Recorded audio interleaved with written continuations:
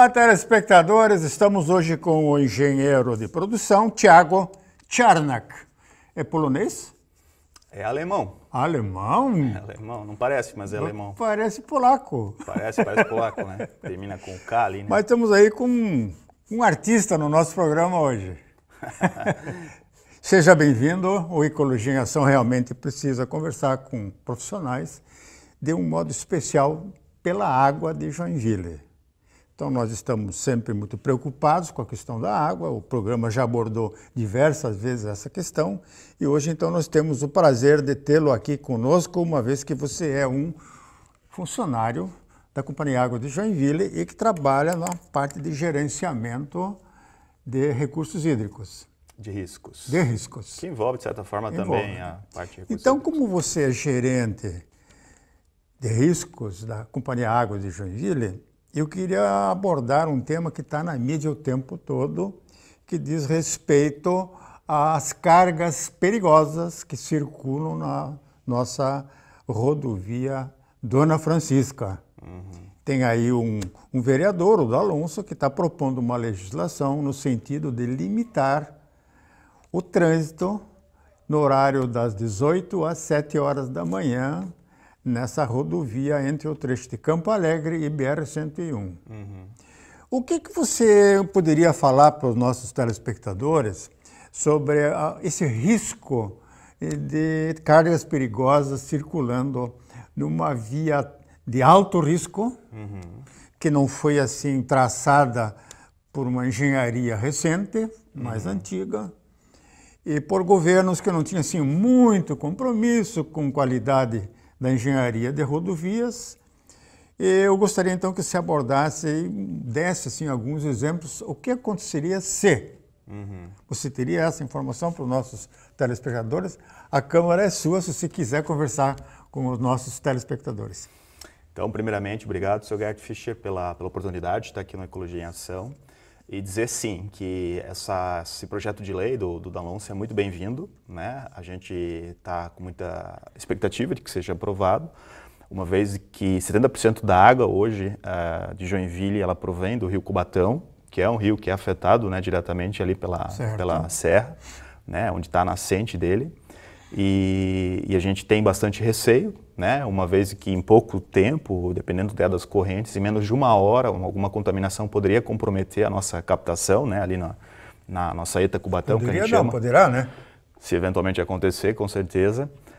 Nós até temos já tomado uma série de medidas, no sentido, né, tanto preventivas quanto eventualmente de caráter contingenciador, né? Ou seja, caso venha acontecer, nós temos já um certo procedimento a ser tomado, mas de fato sim, a gente já vem discutindo há bastante tempo, até eu também sou conselheiro na Água de Joinville, e é um assunto que já esse ano veio algumas vezes, já até em reuniões do nosso conselho, da gente tentar até fazer um trabalho com o governador, né, de repente com o seu Moisés, no sentido de que fosse tomada alguma providência, talvez não para a gente mudar totalmente o tráfego ali, né, de cargas perigosas, mas de repente, né, pelo menos exigir uma notificação para que se saiba o que está sendo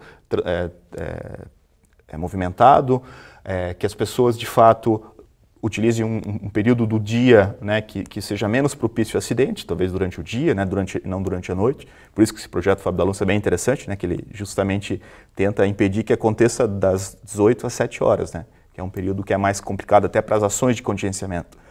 Então, e aí com o projeto dele, né, aí que dá para ser votado, acho que semana que vem, né, acho que segunda-feira, a gente tá com uma boa expectativa em termos de aprovação.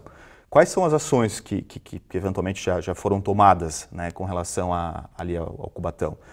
Hoje a gente tem um sistema ali de monitoramento, né, que é o TOC Analyzer, que é um sistema de monitoramento de carbono orgânico, né, total. Só que assim, são derivados de carbono, do petróleo e tal, mas se for alguma substância, hidrocarbonetos de forma geral, né? E se for uma substância eventualmente que não seja, né, carbônica, a gente teria dificuldade eventualmente, ainda se for uma que dilui em água, de eventualmente monitorar, né? Por isso que é importante que a gente saiba o que está sendo movimentado na serra, caso aconteça algum acidente, para que se possa tomar, né, uma ação rápida, né? Dependendo do produto, a gente poderia ficar 6 meses com a estação parada. Né? Imagina, 6 meses sem abastecer 70% da cidade, é praticamente uma catástrofe. Principalmente os princípios ativos dos agrotóxicos, né? Exatamente. Que é uma outra situação bem importante que a gente está monitorando agora, uma série de outros agrotóxicos, né? A gente já monitorava alguns, mas depois daquela pesquisa que foi feita, de todo aquele alerta e tal, a gente sabe que existem uma série de agricultores a montante da captação, né? Que plantam banana, principalmente banana ali. Tem algumas... alguns herbicidas, né? Isso. Então a gente sabe que a gente precisa estar monitorando, a gente precisa monitorar, né, com uma determinada frequência para justamente conseguir a tempo, né, evitar que isso comprometa o abastecimento da cidade.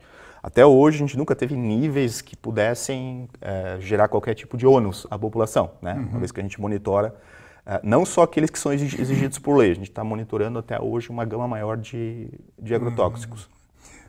Mas a questão, vocês teriam assim um sinalizador dentro dos cursos d'água que abastece o Cubatão antes, a montante da captação, que acende uma luz vermelha na ETA? É esse toque analyze, só que é só de carbono, né? Esse analisador... Isso é um sinalizador que está dentro do rio? Ele está captando de tempo em tempo. O tempo todo. E fazendo análise. Passou um hidrocarboneto, acende a luz vermelha. A luz vermelha, exatamente. Quer dizer que se numa sexta-feira, depois das 4 horas, houver uma carga tóxica vazando a pluma dentro de um recurso hídrico, acima da captação, nós estamos mais seguros. Se for hidrocarboneto, sim, com certeza. Porque sexta-feira, depois das 4, o funcionalismo público vai para casa e vai para a praia. E vai para o copo. Só volta segunda-feira. Não, mas ali é 24 horas, né? Tem 24 horas. Tem gente 24 horas trabalhando na Tem essa segurança. Você quer... Jura isso? Sim, juro, com toda a garantia. Engenheiro responsável pela área de produção de risco é uma responsabilidade muito grande. Você deve ter uma RT assinada na companhia se responsabilizando por esta área, né? Não, lá nós temos o gerente de água lá, quem cuida de toda essa parte. Eu sou da parte de riscos corporativos como um todo, né? A gente dá suporte para todas as áreas, inclusive a parte de água, a parte de esgoto, a parte comercial, enfim, todas as áreas da empresa. Mas a gente tem hoje sim um responsável pela parte da produção de água, que é esse sim que tem, né, toda a responsabilidade caso venha acontecer algum problema no que diz respeito ao abastecimento. Porque se acontecer, por exemplo, um acidente fatal, com vidas, a primeira coisa que o Ministério Público e a Justiça vai solicitar é o responsável técnico. Sim. E esse aí está no foco daí da questão, da ação judicial. Seria um dos primeiros, né? Os primeiros, né? Sim. Então, logicamente, um profissional desse, eu sou engenheiro também, a gente sabe que não é só assinar uma RT. Não, a RT é um papel, né? Tem pessoas que assinam em branco e preenchida depois. Quer dizer, é complicado isso aí. E o CREA não fiscaliza, mas quando dá um acidente, a primeira coisa que eles veem é em cima do engenheiro. Em cima do engenheiro responsável. Então eu levanto isso para chamar a atenção dos nossos colegas engenheiros que assinam RTs de responsabilidade técnica, que tomem bastante cuidado e analisem o valor do serviço que cobram em relação da responsabilidade que assumem nesses projetos, nessa prestação de serviço, que é de altíssimo risco profissional e jurídico. Mas vamos voltar aí, a gente sabe que a Companhia Água de Joinville está com muitos problemas, né?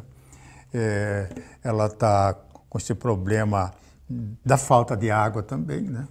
Nós estamos passando num período de estiagem, né? Essas chuvinhas que tem dado aí não têm trazido muito conforto ainda, né? Em Florianópolis está com escassez. Pilões... Aqui nós estamos bem tranquilos.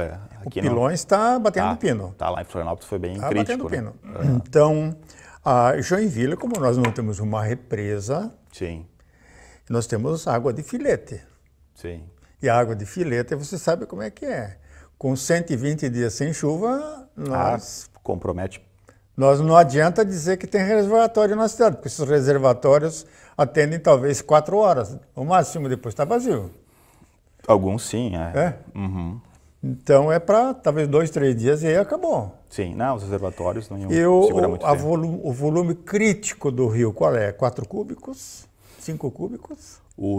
É que na verdade assim, o Na mais ETA do crítico o Cubatão tem, hoje a gente tira um cúbico, ele tem 4, 5 cúbicos basicamente. Então ele é bem mais tranquilo em termos de suprimento de água do que o Piraí. Sim, mas você não pode tirar totalmente a água do rio, né? Não, a gente garante a vazão ecológica, né? Exatamente. A vazão ecológica é garantida. E como eu falei, assim, no Cubatão é bem tranquilo, a gente tira bem menos do que o volume de vazão do rio, né?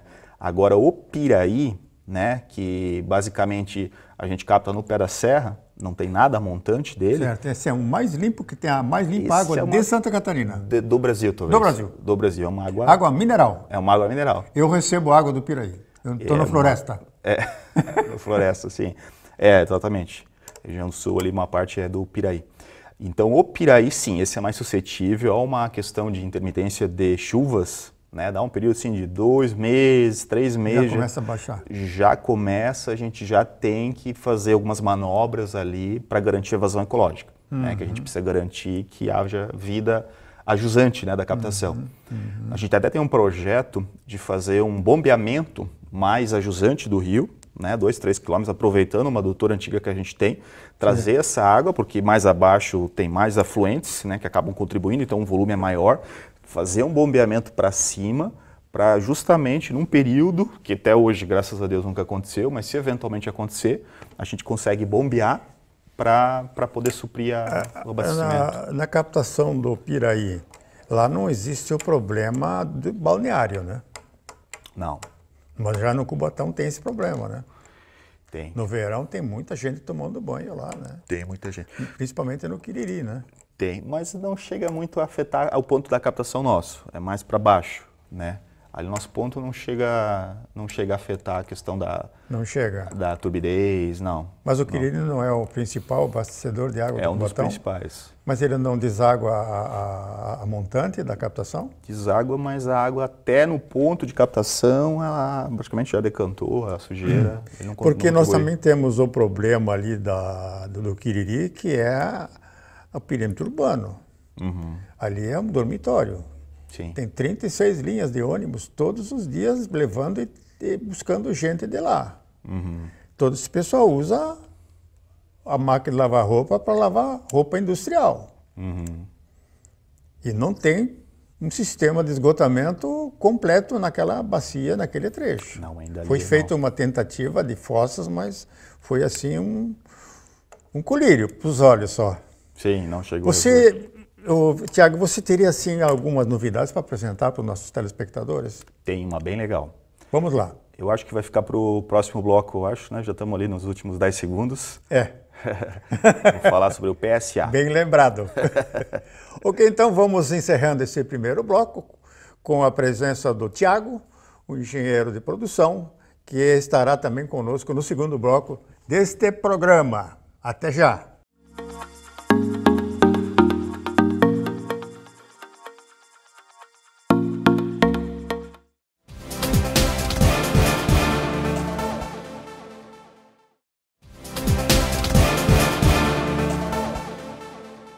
Retornando com Ecologia em Ação, hoje abordando a questão da água potável, água tratada pela Companhia Águas de Joinville, na presença de um profissional de ponta.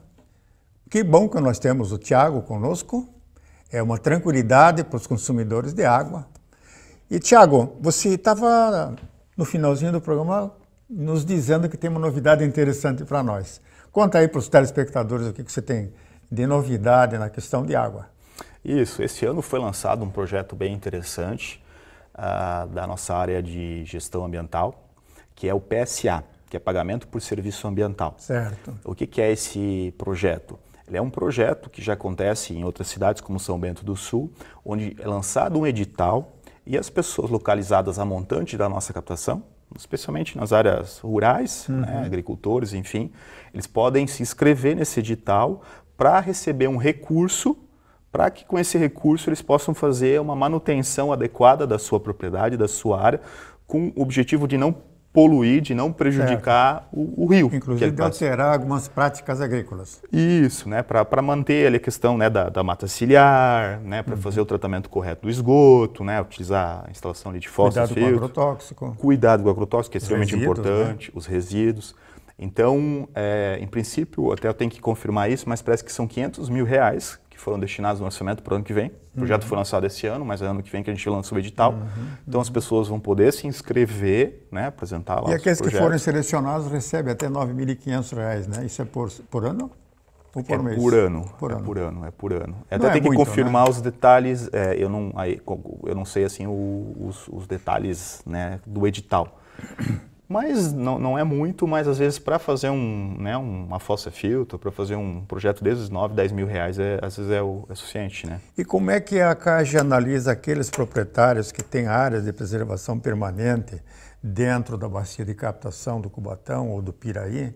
Esses proprietários que não derrubaram nada, mantêm aquela mata virgem, não deixam ninguém entrar para caçar, não mexem em nada com trator, não aplicam agrotóxico, são preservacionistas, investiram naquele imóvel, não têm renda nenhum. Esses também vão ser beneficiados? Que são os produtores de água? Olha, em princípio, sim, esses deveriam ser, né? Deveriam ou talvez, ser, né? Com certeza, porque estão fazendo o que todo mundo deveria fazer. Exatamente. Né? Trabalhar justamente no sentido de manter preservado, né, a área ali próxima do rio e o rio, né? Uma vez que vai beneficiar toda a cidade, né? Sim. Então eles sim também são foco desse projeto, né? Mas lógico, a gente tem um problema muito grande na região ali da Dona Francisca, que é a questão de áreas irregulares, de pessoas que, enfim, acabaram assumindo ali áreas e acabaram devastando ali a vegetação. E assim, a gente sabe que está em processo de regularização e tal, não é uma coisa que tu simplesmente consegue da noite para o dia resolver o problema. Né? Tu não vai simplesmente tirar as pessoas dali e colocá-las aonde, né? Não é assim tão cartesiana, né, a resposta. Então a gente busca exatamente através de projetos socioambientais, projetos via editais, com apoios da prefeitura, com apoio da SAMA, fazer com que essas pessoas estejam sensibilizadas e possam, de fato, com recurso, né, e não é recurso dela, é recurso que o município está concedendo, possam fazer ali as benfeitorias necessárias para não comprometer o meio ambiente. Né? A gente sabe que às vezes a questão não é só de sensibilização socioambiental, mas às vezes é de ter um recurso ali disponível para que elas possam fazer de fato. Né? Nós tivemos, administrações anteriores, uma obra na entrada do Quiriri, que era aquele portal que controlava caminhões de mudança que queriam entrar para dentro da bacia de captação ali na região do Quiriri. E essas pessoas eram impedidas. Tinha um controle rígido, que aos poucos foi sendo politizado, foi sendo trocado por votos, foi feito um perímetro urbano dentro da bacia de captação, um crime que foi cometido nessa época, tá? Então, realmente, depois esse perímetro foi reduzido, ele era de 500 metros, foi reduzido, não sei para quantos metros da margem do rio para cada lado, mas haverá algum retorno novamente nesse controle, porque se você não controla a venda de imóveis, que é feito por contrato, que é feito por invasão, que é feito por uso capião, os juízes liberando uso capião, não existe assim uma maneira, inclusive legal, de se encorajar os vereadores a colocar um paradeiro nessas invasões, que ninguém tem coragem de impedir isso, que os políticos são lisos. Eles não se incomodam com o consumo da água, eles se incomodam em se reeleger. Então nós temos essa barreira política bandida, a gente podia até falar, que tem prejudicado muito Joinville. Então, basta ver a situação dos mangues. Quantos mangues nós perdemos? Tudo por politicagem. A cota 40, quantas tentativas os vereadores tentaram fazer para mudá-la para 120? E nessa questão da água é muito mais crítica. Além de faltar água, tem a qualidade da água que nós temos que preservar. E o poder público sempre é muito cheio de comissionados, cheio de candidatos, de indicado de vereador, de deputado. Eles quebram essa rigidez que deveria ter. Sim, sim. Como é que você vê isso como profissional? Isso, logicamente, teu ponto de vista, não da CAGE, né? Eu gostaria que você, como profissional que é ligado à questão ambiental, desse, sim, um depoimento encorajando aí as pessoas e os vereadores a tocarem adiante esses projetos bons para a cidade. Sim. Então, assim, é justamente até um projeto que eu tenho trabalhado de forma voluntária, que é um projeto de sensibilização das pessoas, porque, assim, por mais que a política às vezes nos enoja, em função de algumas atitudes de políticos, enfim, pessoas simpatizantes com algumas ideologias, enfim, por mais que isso às vezes nos enoje, a gente sabe que a mudança se dará por meio da política. Né? Exatamente. Querendo ou não, é a política que ser que vai através fazer. da política. Então a gente precisa sensibilizar as pessoas para que elas utilizem, vamos dizer assim, os meios corretos, de forma correta, né?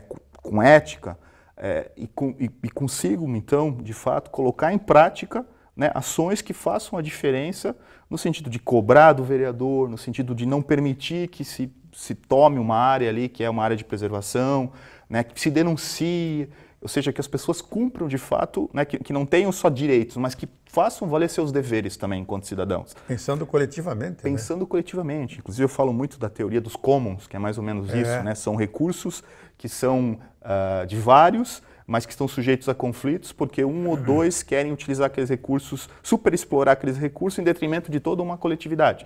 Então 2 ou 3 vão lá, destroem um meio ambiente, uma área, um terreno, mas todo mundo é afetado porque aquele terreno ali, aquela área, ela permitia, de repente, né, uma qualidade de água melhor para uma fonte que nascia ali. Né? Então isso acontece muito na cidade. Foi com a Cota 40, foi com os mangues, foi com, né, foi, vamos dizer assim, uma ação para atender uma pequena parte, mas de certa forma afetou toda uma cidade.